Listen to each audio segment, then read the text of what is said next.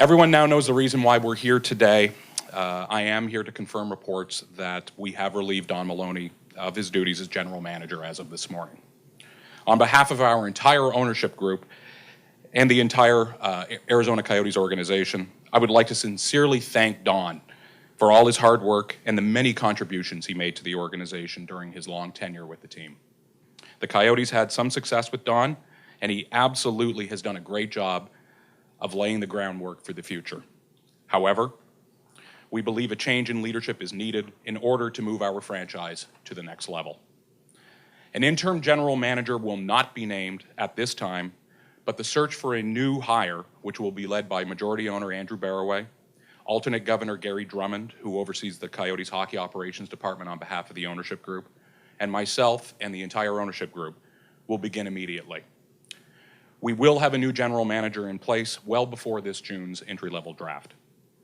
For the interim period, Coyotes assistant general managers John Chaika and Chris O'Hearn will manage the Coyotes hockey operations department until a new GM is selected.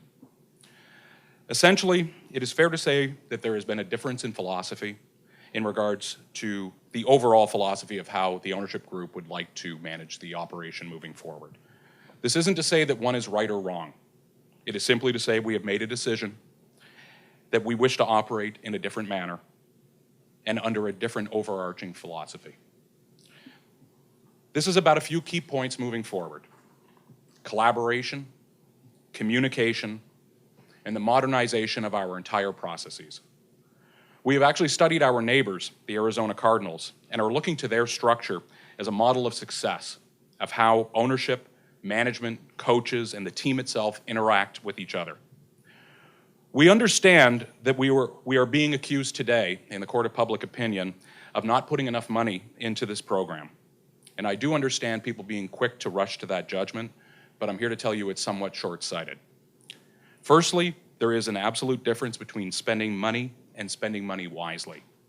We don't think our track record has been particularly stellar on that front. Also, if you look over in particular the last year, the Coyotes have absolutely been in the discussions in regards to either recruiting or attempting to recruit highly touted free agents or re-signing players. And money was available to be spent and was not the reason transactions did not occur. Also, it's important for us to keep in mind that we are all very excited about our crop of prospects, either that are currently with the team or in the system. Some of those players are already coming up on expiring contracts. We need to have the 100% flexibility and the resources needed to keep those players. Lastly, you don't have to look any farther than this season. You have the Florida Panthers, the New York Islanders, Anaheim Ducks, and Nashville Predators have all made the playoffs despite being in the bottom third for spending. While on the flip side, 4 of the highest spending teams, and I won't name them, all failed to make the postseason. I would conclude my formal remarks before we open for questions and answers that ownership is completely committed to winning and winning long-term here in Arizona. Today was the first step in moving us to the next phase as an organization. And with that, I will open it up. Anthony Craig Morgan from Arizona Sports. Just, you touched on some of the things, I think alluded to some of the reasons maybe that Don Maloney is no longer here, but can we dive inside some of maybe his failings or the things that you didn't see from him that made you believe you need to make a change? I don't think it's appropriate to dive into specifics. I think that, look, I read social media probably more than I should, and there's a lot of people that are talking about some of the tremendous moves he did make he's been with this organization for a number of years, and I'm not sitting here saying that, there weren't good things. There were some tremendous good things. But I don't think that this is the right forum. Look, Don is this is one of the more difficult days I've had as a professional manager, simply because I don't think I've ever been in a position where I personally like somebody as much as Don, that we've made a decision that it's time to move on. But this is an optimistic day. This is a day about, as I said, this is a day about our future, about changing our overall philosophy, about getting ourselves to. We've said it all along. We believe in being not just a playoff team. We believe in being a championship team. And we thank Donnie. We think he did a good job of laying the groundwork, but there's a number of aspects that we would like to do differently. And as I said, we believe we're right, and we have the ability to make the decision, and we've made that decision. In general terms, then, when you mention things like collaboration, communication, modernizing the approach, were those things that you felt weren't here before? I wouldn't say that they weren't here, but I don't think that we were doing things in the way that we would have liked to have seen them being done in regards to those three areas. And look, not all of it is on Don by any stretch of the imagination, but it is a requirement that ownership feels that the person who sits in that chair shares entirely the same philosophy. And again, I reference Mr. Bidwell and the organization he's put together across the street. We're very much respectful and using that as an example of how we would like to operate moving forward. Anthony, Jerry Brown, NHL.com. You've been extremely complimentary of Don over the years. Does it come down to the matter of you felt this, you mentioned the other teams that made the playoffs. Does it come down to the fact that you felt this should have been a playoff team this year? Look, every year you go into expecting to make the playoffs, but I think we'd be foolish to sit here and say this wasn't, if I didn't say that this year had some success behind it. I mean, we finished the year 22 points above where we finished last year. That was a good next step, but it has to do more so with the overall, I'd say the ecosystem. This wasn't a decision that we came upon quickly or a rush to judgment. This was something we've been thinking about. We've been very thoughtful of the approach, and we've had many a debate internally about what we need to get to the next step as an organization. And again, look, we missed the playoffs by 9 points this year. It's a lot better than what last year was. But I don't think we came in. This decision is not being made because of the fact that it was the fourth year of not making the playoffs. Anthony, you kind of mentioned maybe then philosophical changes. I mean, is that an erosion maybe that happens over time where different philosophies or perspectives come to a head, or just you seem so in lockstep when the ownership group arrived? How does that process evolve and change? Well, I think everybody, once you get the opportunity to work with each other, and trust me, and I'll say it, I'm sure on Don's behalf, he has an equal amount of I wouldn't say disappointment, but I think he would disagree with some of the things that we were thinking of as an ownership group. So it's not one way or the other. And let me stress this with very strong background that we are not parting on bad terms. Don is an absolute professional. He's unfortunately been through this before with other organizations, and this is not an uncommon thing, unfortunately, in the world of sports. Don is, as I said, it's a difficult thing to do because he's such a wonderful human being. As the commissioner said when I provided him with an update, his response was essentially, Don is a good man. And I don't think anything sums up Don Maloney better than that comment. But at the end of the day, once you spend time together and see how people operate, you make a decision that it may be for the best for us to move in a different direction. And also, it's important to understand that there's some new personalities involved in the ownership group. I mean, we've evolved. We've learned what it means to be owners over the last 3 years. I think when we first got here, we were a bunch of giddy school kids, and we're now finally at a place where we're operating this like a business. And and at the end of the day, this is about the team. This is about what we need to do as a team to move to that next level. And we feel while it's a difficult decision to make, we honestly feel that this is the first of many announcements that are going to come in a very busy off season. And the remainder of the announcements we all anticipate to be very, very positive. Got one back here. Moving forward, I guess, what do you start looking for in a new GM? Somebody that's already fairly well established, that's been in the job before, or are you going to go after somebody that, hey, this is a fresh start, and somebody that's new, that's never been in the position before? Yeah, I think it's probably premature to say what exactly we're looking for. But as I said, we definitely want communication and collaboration, and we're a strong believer in new trends that are emerging in sports. Be it obviously analytics being a big part of that. Most of us I come from the technology world. Most of the partners come from the finance world. This is a big part of our lives, and we believe in it. And sports is another business. Now it's run in a different manner in some ways, but we feel that there's a lot of things that we can steal from other businesses.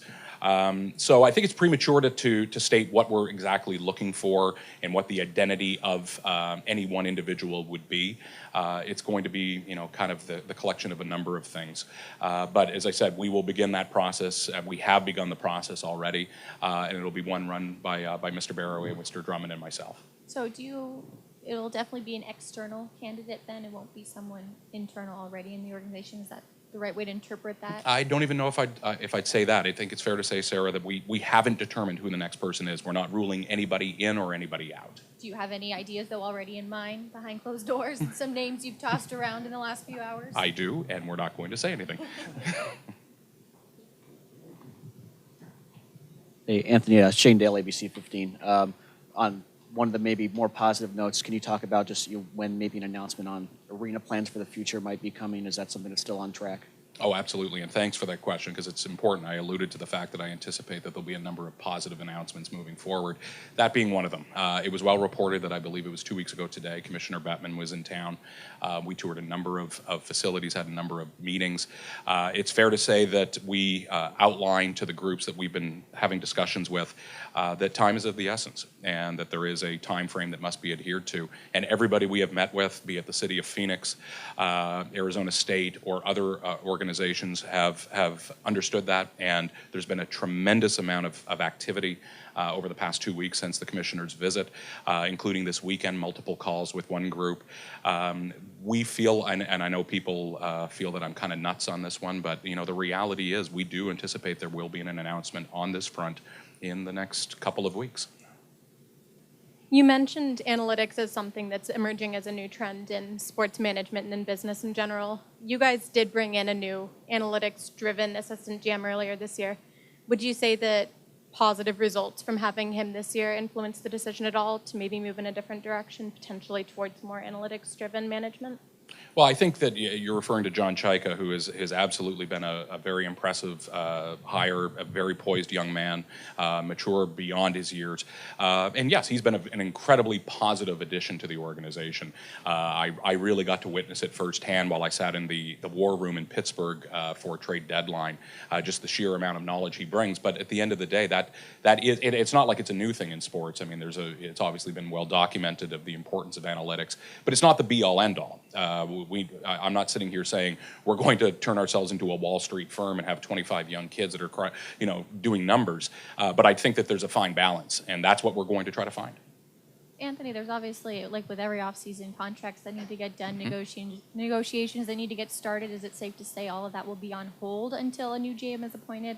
I guess we're all thinking about Shane Doan's status, and when he arrives at a decision, will you have to kind of be in a holding pattern, to get maybe talks started with anyone until someone's in that position? Well, and Shane's a specific example, and I'll talk about that in a moment. The answer is no. No, we're continuing. I mean, Gary Drummond and myself met with John Chaika and Chris O'Hearn and the rest of the hockey staff this morning and made it very, very clear to them that this, to the opposite of your question, we're not putting anything on hold. There's a number of players that are being examined. Obviously, there's limited what we can do at this particular time, other than get ready for a very important draft here and a very important free agency session. Shane's a different situation because we're waiting. We're really the ball's in his, or the puck's in his corner. I'm always mixing my sports metaphors. My apologies. He doesn't just deserve, he demands the respect of us giving him the time to carefully discuss this with his family, as he's indicated. Our view is if Shane wants to come back, we're thrilled. Shane is, there's no bigger, figurehead in regards to the Arizona Coyotes than Shane Doan. But it's a decision he has to come to with his family, and we're going to let him dictate the time frame on that. Back here, Chris from KPNX. How important is it for the team to have a new arena site locked down before you send out season ticket renewals in the next few months?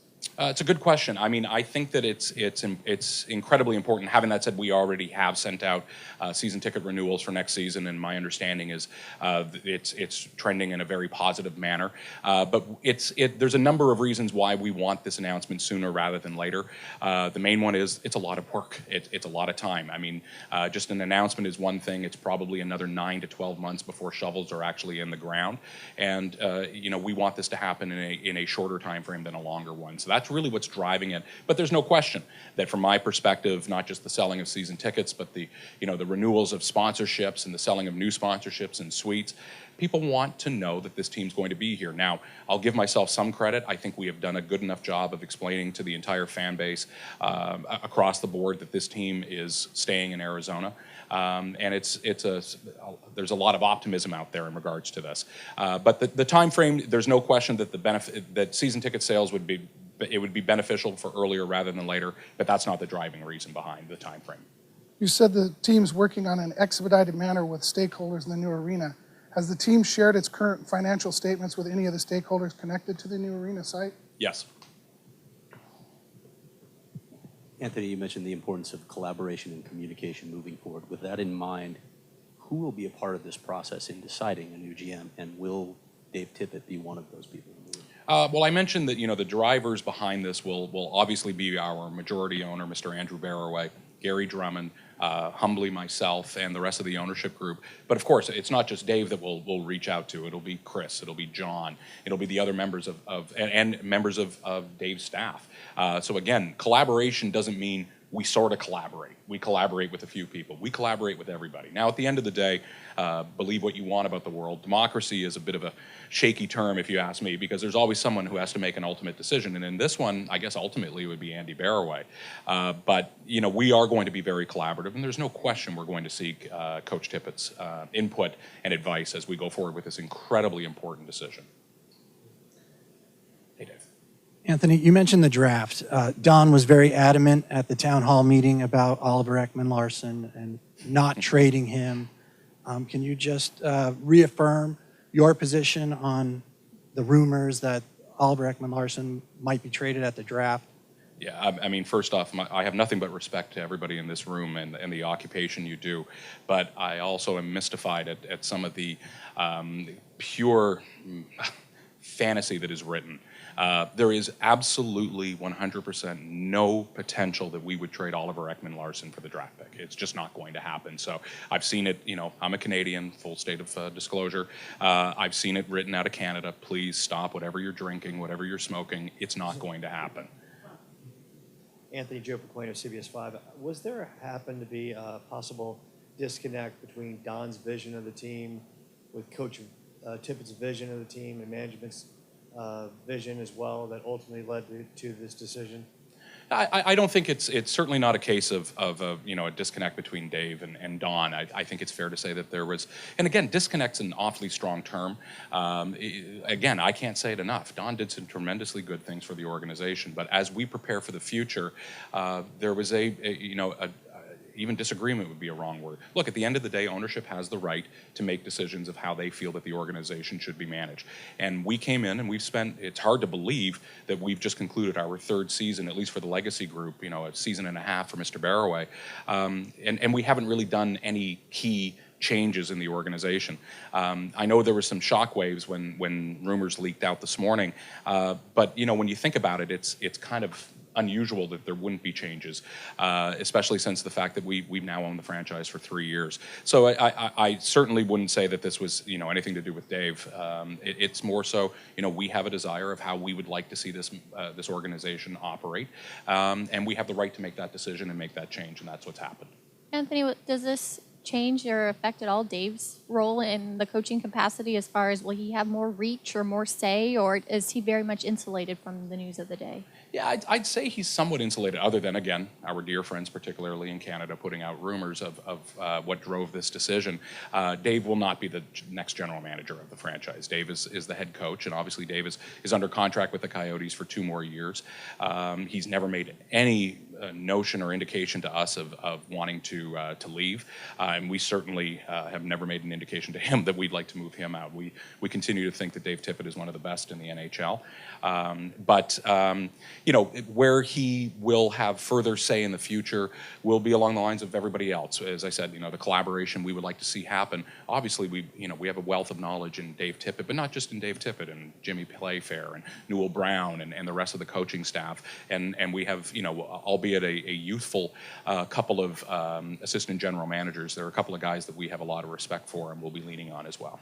Without a GM, I guess, to ask this question too, how would you just assess maybe some of the needs going into this off season, and can we anticipate payroll to be probably very similar to what it's at? Are you anticipating any jumps, or how do you kind of? Yeah, it's a multifaceted question. I'll take the payroll one on first. Look, there is flexibility in payroll. I indicated that earlier in regards to some of the moves we've looked to do either externally or internally over the past 12 months.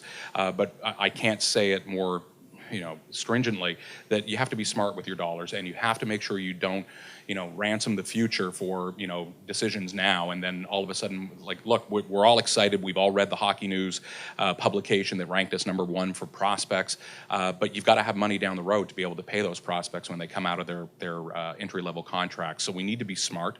So on the money side, I think that there's definitely flexibility, and we're going to do the right things. That leads into, do I anticipate that we'll be active? Yes, I do anticipate we will be active. Not Oliver Ekman-Larsson for the 10th time, but we will be active in particular in free agency. I've heard what you guys have all written from the coach that we need to make a move on the defensive position, probably one acquisition there, and then look, it's going to be what I'm really looking forward to is the first couple of weeks of July when we have the next rookie camp and seeing some of these young guys that I've read everything, just again like all of you have read everything of some of the miracles that these guys have done in their past year. I can't wait to see what these guys are going to be like. But again, I've been involved with this long enough now to know that moving from junior to the NHL is a big step. So I'm not going to sit here and say, because ultimately, and you're all very lucky for this, it's not my decision to make of who moves when.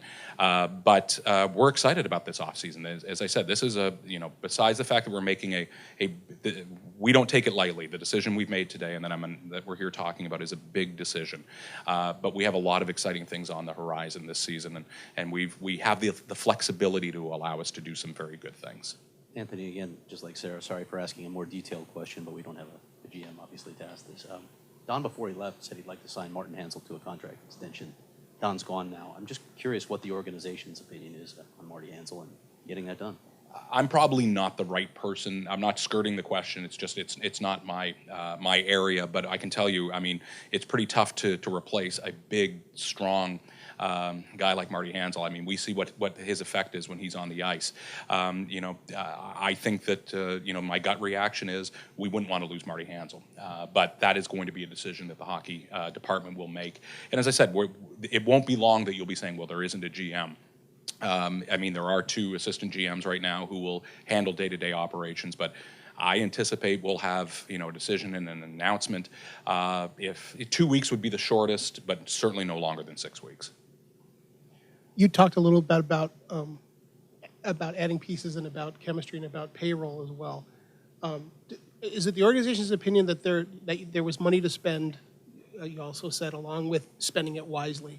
Is it the organization's opinion that there could have been more pieces here this year? There could have been more additions made to this roster that could have helped you get where you wanted to go this year? Am I reading that right in what you said? Sorry, if it came across in that manner, that's probably inappropriate. I mean, are we happy with some of the things that happened? Of course. We think that some nice additions were made to the franchise. But ultimately, to make some of these things happen, you either are at the,